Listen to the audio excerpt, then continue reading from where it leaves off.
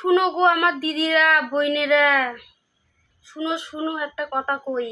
দাঁড়াও দাঁড়াও, যাইও না এখনে।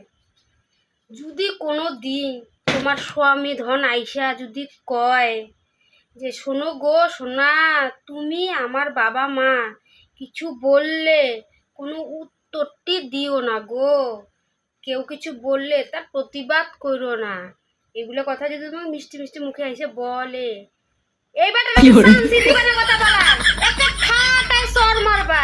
আরে বেটা, তুই যদি তোর বউটারে সম্মান করিস, তুই যদি তোর বউটারে একটু ভালোবাসা দিস, তুই যদি তার সাপোর্ট হয়ে দাঁড়াইস, তাইলে তোর বউটারে কেডা অপমান করে?